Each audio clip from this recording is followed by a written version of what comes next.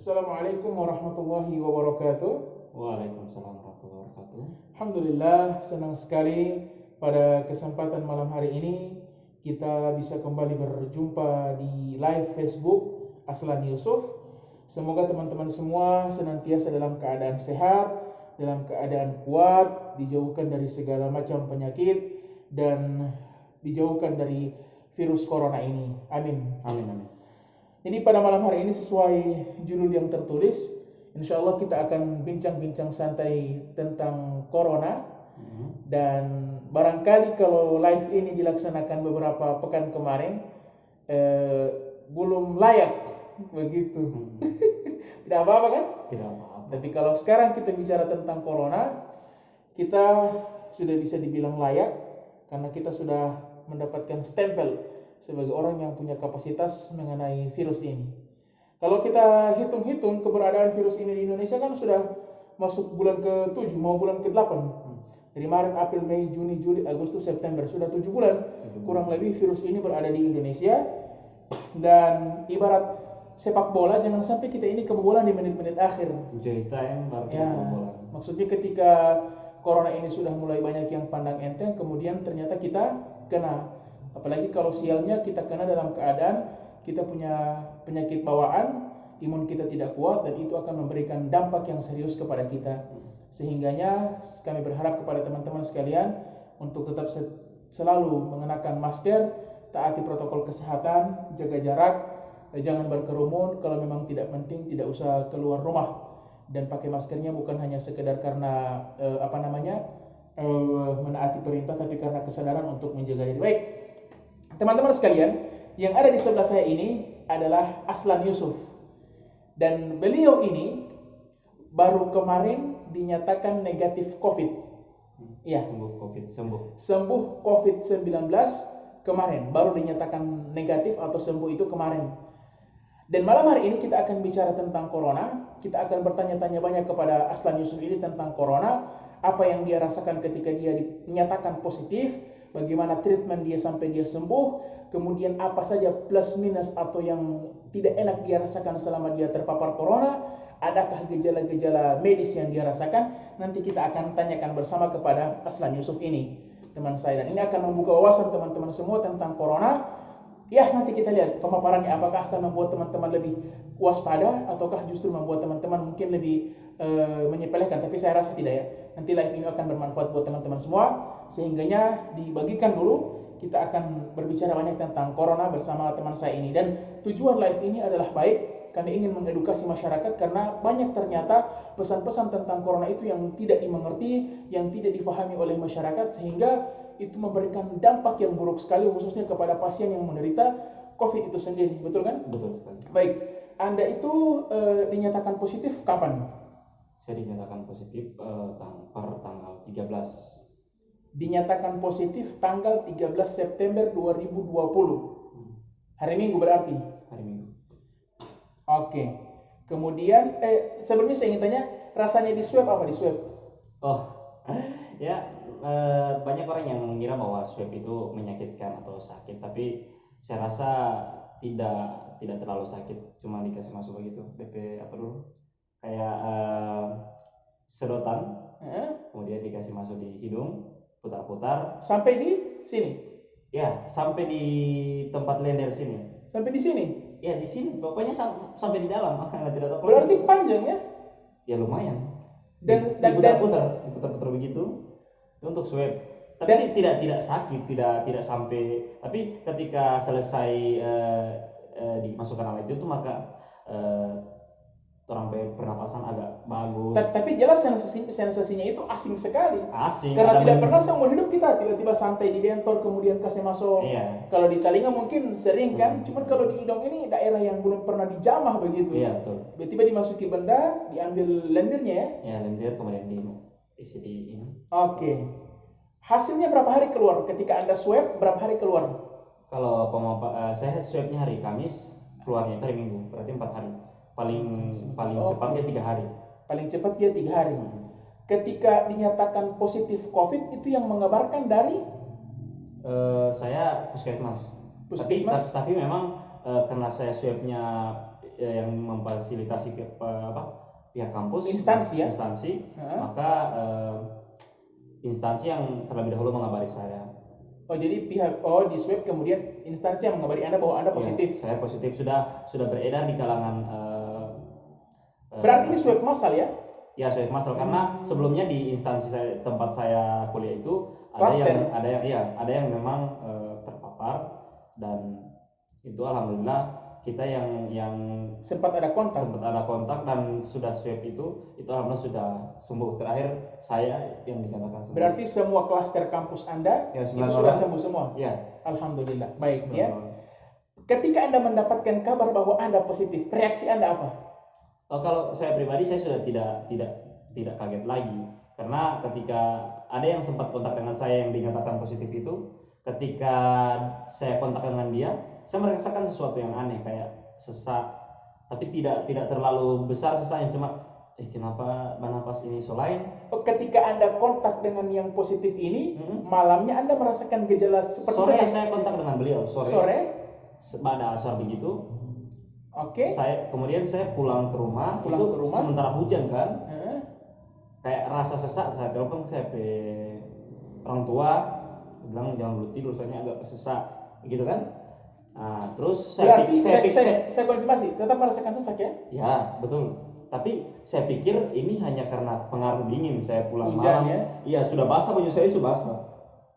Jadi saya berpikir begitu sebelum dinyatakan yang teman saya ini dinyatakan positif.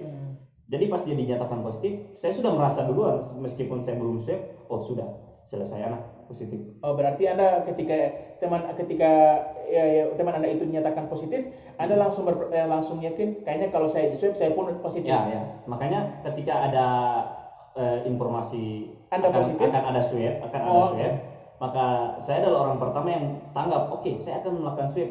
Jadi kalau memang saya negatif, alhamdulillah. Tapi kalau saya positif, ini adalah sebuah langkah yang bagus untuk menyelamatkan orang banyak. Jangan sampai karena imun saya kuat atau apa, orang-orang itu saya tidak menunjukkan gejala apa-apa. Padahal dalam tubuh saya ini banyak virus, bersarang virus COVID-19, dan dampaknya adalah apalagi di rumah saya ada orang tua. Nenek saya sudah umur 70-an lah begitu.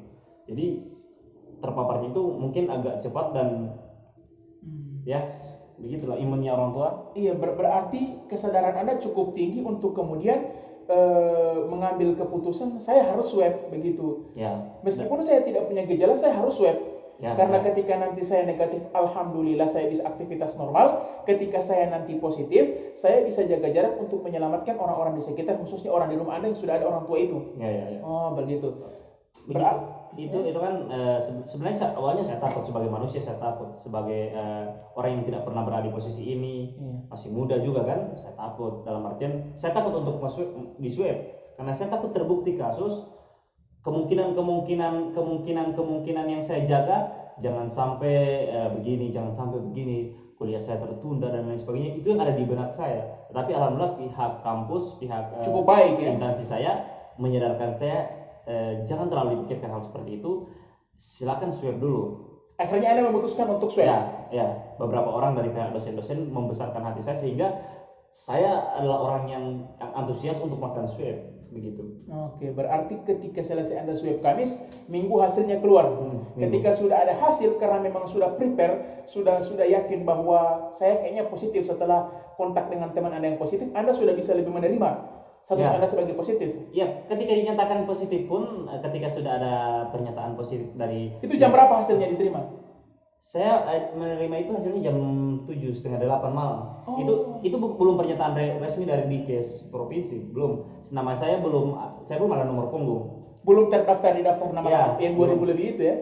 Iya, kayaknya belum. Belum. Karena pihak puskes kan belum menelpon saya. Oke. Tapi sorenya itu saya masih reporter bola.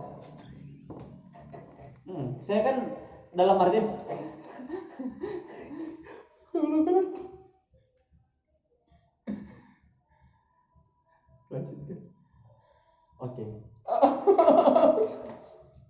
Oke, berarti Anda menerima kabar Anda positif itu menjelang Isya? Ya, menjelang Isya. Drop enggak ya? Tidak. Saya tidak, karena memang saya sudah menyangka bahwa saya sejak yang kontak dengan saya dinyatakan positif, saya sudah menyangka bahwa ini Oke.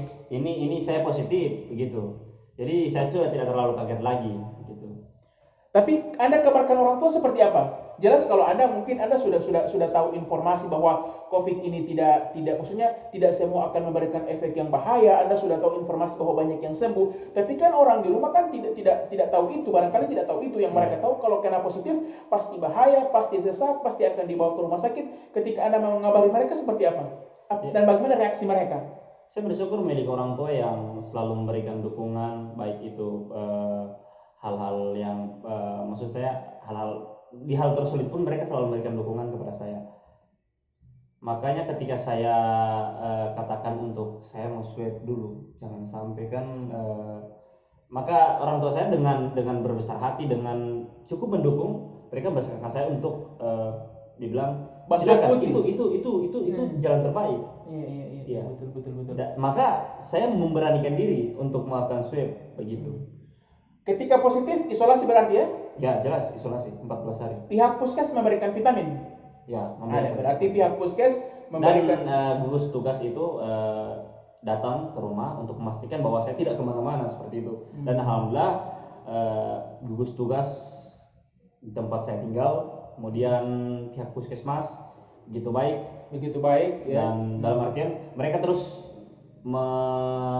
mengontrol saya melalui media sosial maupun melalui Telepon. Sambungan telepon, menanyakan keadaan dan kabar saya, dan itu yang menguatkan saya. Salah satu faktor yang menguatkan saya. Nah, ini juga ya. Berarti dari sini kita ketahui bahwa pasien COVID itu sebenarnya sangat membutuhkan dukungan moral kita. Jelas. Makanya yang dinamakan distancing itu bukan sosialnya tapi fisiknya. Physical distancing. Jadi yang berjauhan itu cuma fisik, tetapi secara sosial kita harus tetap dekat, menghubungi mereka, menelpon mereka, karena di masa isolasi mereka itu kesunyian dan mereka membutuhkan kita. Nah, pertanyaannya sekarang adalah selama masa isolasi ada gejala medis atau tidak? Alhamdulillah selama masa isolasi itu tidak menunjukkan gejala apapun, dan itu yang membuat saya tidak diisolasi di rumah sakit maupun di tempat kayak hotel dan lain sebagainya. Berarti OTG. Bisa dikatakan seperti itu. Oke, sekarang Anda kan tinggal di kampung. Jelas pemahaman masyarakat di kampung tentang corona berbeda dengan pemahaman masyarakat kota tentang corona. Ya, mungkin karena dari segi kasusnya, kalau di kota kan karena sudah semakin banyak kasus, sudah terbiasa. Kalau di kampung kan 1-2 kasus dan itu heboh, satu kecamatan. Anda kasus pertama di lingkungan Anda? Ya, di lingkungan saya kasus pertama. Kasus pertama. Berarti reaksi masyarakat itu seperti apa? Ini kita ingin tanya jujur ya. Jadi reaksi tadi kita sudah sempat ngobrol-ngobrol. Beliau ini menyampaikan bahwa yang paling berat dari terkena corona itu bukan penyakitnya sebenarnya. Maksudnya bagi orang yang sehat, dia mungkin tidak akan sesak, dia mungkin tidak akan batuk yang parah. Tapi yang paling berat adalah bagaimana stigma masyarakat dan perlakuan masyarakat kepada pasien yang terkena corona itu. Dia seperti diasingkan, dia seperti dijauhi. Makanya saya ingin konfirmasi lagi, seperti apa perlakuan masyarakat kepada Anda ketika Anda dinyatakan positif? Ya, memang ada beberapa oknum ya. Kita bilang oknum. Ya, oknum yang mungkin belum paham dengan COVID-19 ini, maka orang-orang terdekat saya, terutama orang tua saya, itu pandangan mereka terhadap kita itu sangat menurut saya tidak sulit untuk kita terima sebagai manusia biasa yang masih memiliki amarah dan lain sebagainya. Tetapi saya menyadari bahwa beberapa orang memberikan dukungan kepada saya bahwa COVID itu bukan aib, jangan malu. Tapi secara keseluruhan saya melihat bahwa khususnya di tempat saya tinggal, mereka masih menganggap bahwa hal ini sangat berbahaya. Memang betul, COVID berbahaya, sangat berbahaya. Tetapi pemahaman mereka tentang menyikapi pasien itu yang masih kurang menurut saya. Karena pasien COVID itu sistem kekebalan tubuh yang diserang. Makanya perasaan mereka itu harus dibawa happy terus. Jangan sampai ada tekanan, karena kalau ada tekanan otomatis imun turun, dan meskipun tidak ada gejala akan timbul gejala-gejala seperti sesak napas dan lain sebagainya. Jadi imun kita tidak bisa melawan virus itu ya, karena imun kita turun. Apa yang masyarakat berikan kepada Anda? Stigma apa yang mereka berikan sehingga Anda sempat down juga begitu? Ya, bahkan sudah beredar di orang-orang terdekat saya, adik saya dan lain sebagainya. Bahkan adik saya ketika itu pulang dari masjid, ada yang mengatakan keluarga corona dan lain sebagainya. Serius. Ada yang mengatakan mengecap Anda sebagai keluarga corona? Jelas. Sama adik Anda? Ya. Reaksi adik Anda? Menangis. Ya, dan menurut saya di luaran sana banyak sekali yang mengalami hal seperti itu. Oh jelas, berarti Jelas. ya. Jadi memang di samping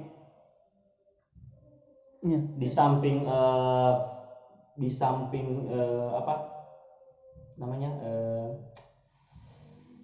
penyakitnya juga mentalnya. Ya, tidak, maksudnya di samping kita melawan virus melalui medis dan lain sebagainya, kita juga harus memperbanyak sosialisasi supaya bukan cuma pihak medis ataupun gugus tugas yang bertanggung jawab dalam menangani COVID ini, masyarakat juga ikut turut berperan dengan cara memberikan motivasi, memberikan semangat kepada pasien COVID sehingga dia tidak drop, dan setelah COVID ini kita akan tetap baik-baik saja sebagai keluarga, sebagai tetangga dan lain sebagainya. Iya. Jadi saya misalnya orang yang tidak punya pemahaman atau tidak berpikir panjang, ketika orang melihat saya sebagai satu orang yang harus dijauhi karena saya COVID misalnya, jangan dekat-dekat dengan dia. Ketika saya tidak punya pemahaman atau pikiran jangka panjang, maka saya akan berpikir, tunggu kapan kita mau sembuh. Kita lalu baca cerita demoni, begitu. Tetapi ini akan berefek panjang yang menurut saya lebih bahaya dari COVID itu sendiri. Saya bisa saja orang tanpa gejala, tidak menunjukkan gejala apa dan lain sebagainya, tetapi perlakuan dari masyarakat dan lain sebagainya yang mengatakan begini-begini, orang-orang terdekat saya dan lain sebagainya yang sudah mulai bukan juga dijauhi, mereka kayak ada pandangan-pandangan yang negatif begitulah. Iya, benar yang Anda katakan tadi. Jadi ketika pasien corona itu dijauhi, mereka pun akan muncul dendam. Iya, dan ini setelah COVID ini, setelah pandemi ini berakhir, ini masalah baru lagi. Akan banyak hubungan yang renggang begitu. Iya, saya dengar juga tetangga seperti apa tetangga? Ya tetangga, terutama tetangga ada yang baik, ada juga yang biasalah tetangga ngomong di belakang. Iya, namanya tetangga kan ngomong di belakang. Plus minus ya. Di depan kita dia begini, di belakang kita dia begini dan lain sebagainya. Iya. Sebenarnya ini kalau di blur lebih belak-belakan ya tadi.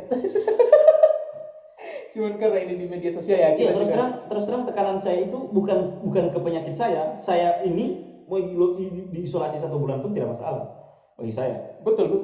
Nah, karena saya tidak merasakan gejala apa-apa, dalam artian saya justru merasa bahwa waktu saya itu di rumah selama isolasi itu waktu istirahat, tidak disibukkan dengan perkuliahan, lebih banyak happy. Dan kalaupun dijauhi masyarakat itu cuma diri Anda pun tidak masalah. Bagi saya tidak masalah. Tapi sudah merambat ke masalah ke keluarga juga kan? Ibu Anda merasakan, misalnya begini, saya dijauhi masyarakat karena saya COVID misalnya. Oke, saya dendam ke mereka. Dalam arti kan cuma saya yang dijauhi kan, saya dendam ke mereka, saya menjauh dari desa itu. Selesai. Tetapi ketika yang dijauhi bukan cuma saya, keluarga dan lain sebagainya, saya akan bawa kemana mereka? Seperti itu. Itu pikiran yang selalu menghantui pikiran-pikiran negatif yang selalu menghantui saya, sehingga jujur tidak tenang. Bukan COVID-nya yang membuat saya tidak tenang. Stigma itu ya. Stigma masyarakat, iya. Jadi beliau ini tadi sudah menjelaskan bagaimana ketika isolasi itu berbagai macam pandangan dari masyarakat luas, bagaimana juga dia disebut keluarga corona tadi juga sudah disampaikan. Ini adalah stigma-stigma negatif yang bayangkan seseorang yang berusaha untuk tetap fit, bagaimana dia menjaga imunnya, kemudian justru ditimpa dengan hal-hal seperti ini. Makanya tujuan video ini adalah bagaimana kita ingin mengedukasi masyarakat, siapapun teman Anda yang terkena corona, tolong jangan dijauhi secara sosialnya, yang dijauhi fisiknya. Kalau mungkin Anda tidak datang ke rumah dia, oke, cuman tidak juga sampai kemudian tidak mau berkomunikasi, apalagi lewat di depan rumahnya buang muka seperti itu kan sudah masuk pada hal-hal yang berlebihan sebenarnya. Iya. Ini maksudnya meskipun ini tidak terjadi ke saya secara langsung, tetapi dari cerita teman-teman dan lain sebagainya, banyak yang masih mengalami hal-hal seperti itu. Terutama di wilayah-wilayah perkampungan yang masih minim kasus. Betul. Minim kasus sehingga begitu ada yang positif mereka langsung takut luar biasa. Ya jelas, saya tidak menyalahkan mereka Iya, juga. Jelas. Itu bukan salah mereka. Bukan salah mereka. Pemahaman yang terbatas dari kita semua. Makanya sosialisasi itu penting dari pemerintah dan lain sebagainya. Sosialisasi langsung bahwa pasien COVID itu bukan aib, bukan sesuatu yang memalukan. Jangan malu dan jangan dijauhi. Iya, seperti itu. Betul. Sehingganya ketika ada yang terkena corona, semua mengambil peran untuk menyembuhkan dia. Iya. Baik dari obatnya, dari medis memberikan obat, dan masyarakat sekitar pun mencoba untuk membangkitkan kebahagiaan dia, membuat dia selalu happy sehingga dia bisa menaik imunnya dan melawan virus itu. Ya, cuman kalau yang terjadi selama ini, bagaimana dia dijauhi, bagaimana mereka tidak lagi bertegur sapa, ini juga kan sudah keterlaluan. Maksudnya kalau pasien positif ada di teras rumahnya, kemudian Anda lewat di depan jalannya, itu terlalu jauh untuk virus berpindah.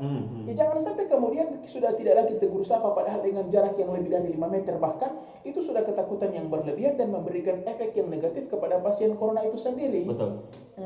Bahkan dampaknya kan untuk beberapa hari selama saya masa karantina itu, adik saya, ibu saya tidak keluar rumah, begitu, tidak ke warung, dan itu yang menyakitkan untuk saya pribadi.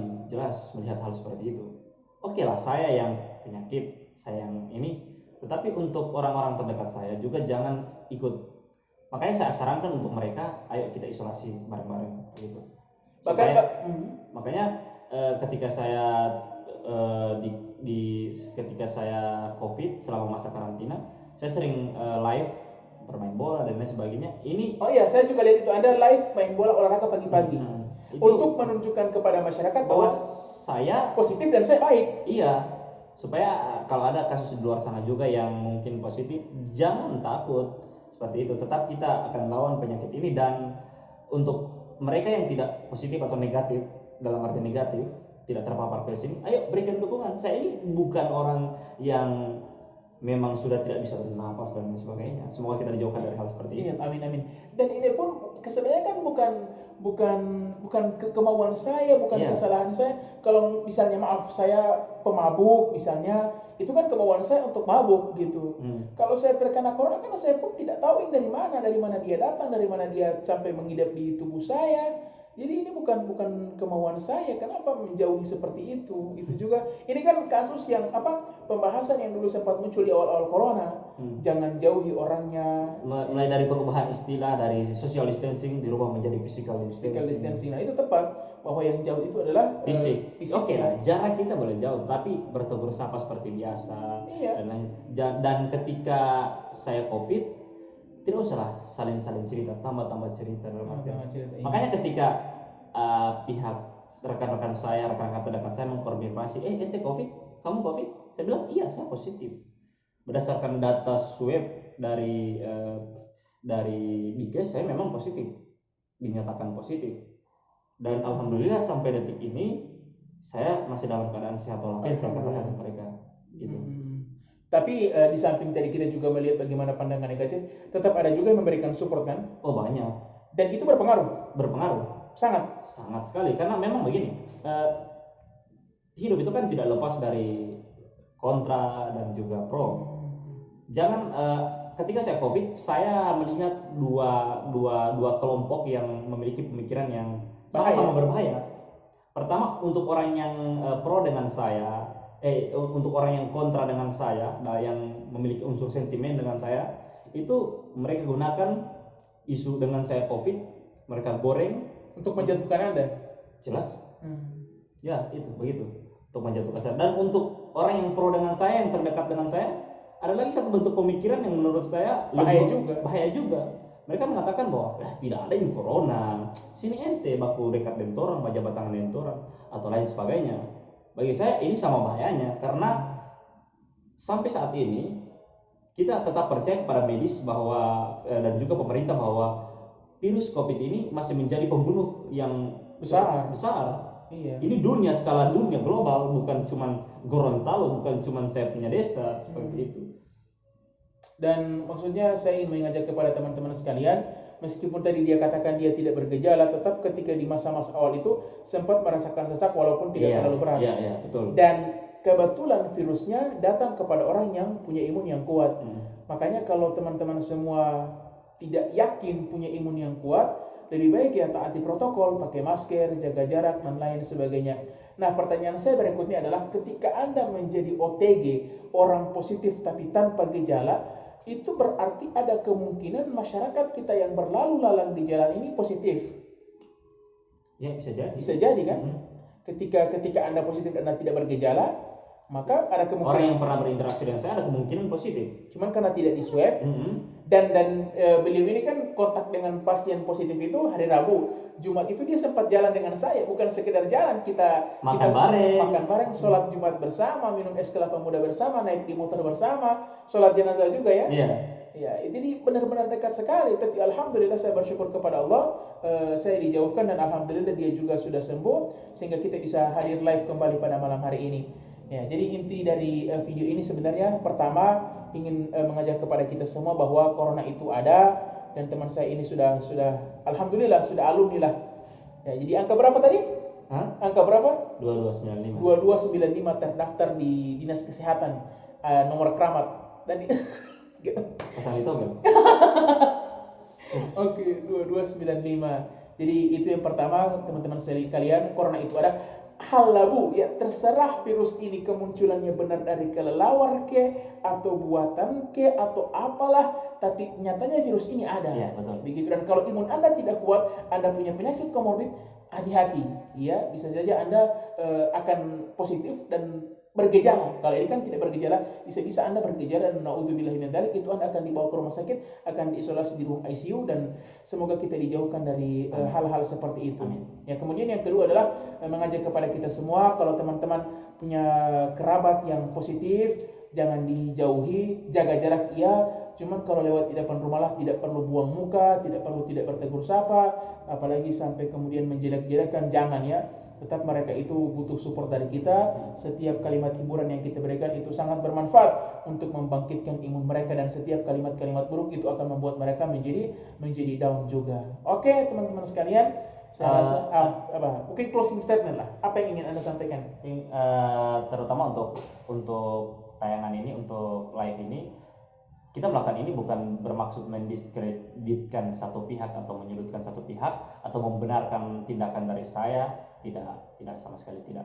Karena tetapi ini kita sadari bersama bahwa di luaran sana masih banyak atau bahkan lebih parah dari apa yang saya alami. Dijauhi dan lain sebagainya. Saya terus terang saya tidak dijauhi, tetapi ada kata-kata dan perlakuan-perlakuan yang tidak mengenakan dari masyarakat sekitar, dari orang-orang terdekat, dan itu yang membuat saya selaku korban, selaku orang yang positif merasa tertekan.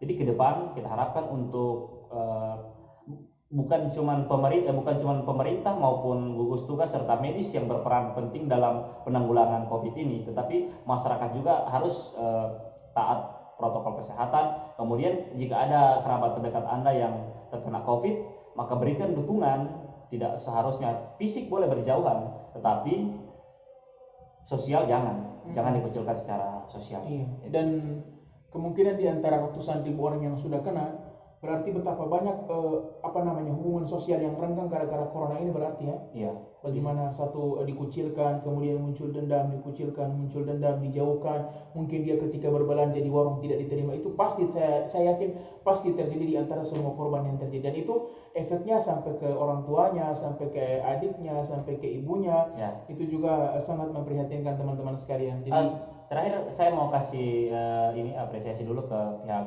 instansi tempat saya menuntut ilmu yang bertanggung jawab penuh karena saya memang terpaparnya di wilayah saya belajar, kemudian dari pihak pemerintah setempat, gugus tugas, dan juga pihak puskesmas yang tidak henti-hentinya. Jadi kalau ada yang mengatakan bahwa corona ini dan lain sebagainya pandangan di luar sana, saya sudah merasakan sendiri bahwa awalnya itu memang ada gejala, dan pihak medis tidak membiarkan saya begitu saja. Ada penanganan, mereka selalu menanyakan kabar saya dimanapun saya berada, atau jangan sampai saya keluar-keluar, karena memang dijaga jangan sampai saya menularkan virus ini ke orang lain. Dan alhamdulillah saat ini saya bersama Anda dinyatakan sembuh. Bisa dicek di data di Kes Provinsi. Sudah dilakukan semua. Alhamdulillah ya. Alhamdulillah. Dan kayaknya dia kayak yang sempat saya baca juga kan, saya tidak tahu apakah benar atau tidak.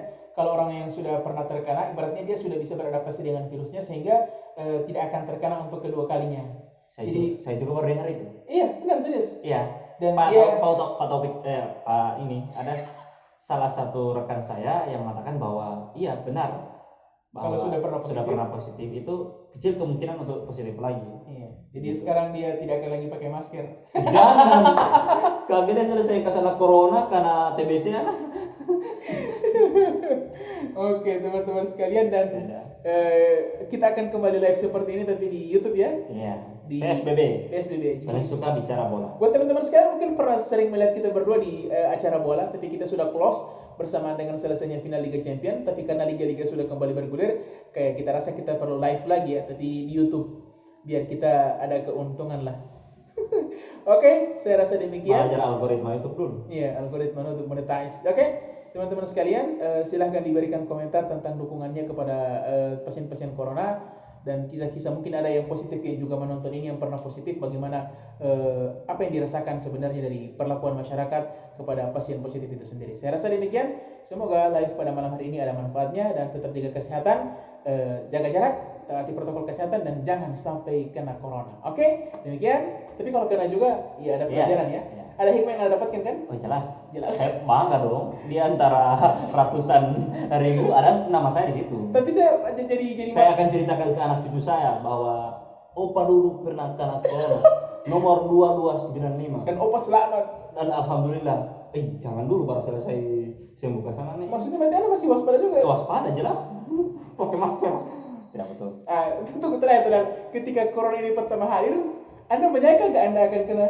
Tidak, sama sekali tidak. Bahkan saya tidak pernah terbayangkan saya akan kena COVID ini kan. COVID di Gorontalo kan nanti belakangan. Pertama di Jakarta.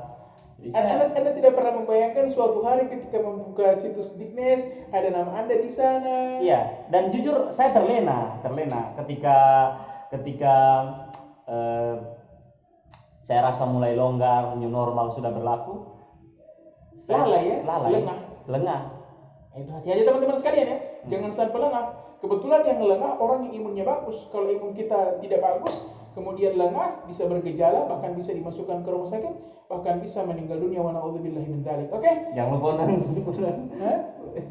Oke, sudah ya. Tidak terlalu lama, kita sudah 33 menit kita live. Demikian ya nanti ditonton lagi lah, semoga ada yang bisa didapatkan. Demikian. Assalamualaikum warahmatullahi wabarakatuh. Dadah.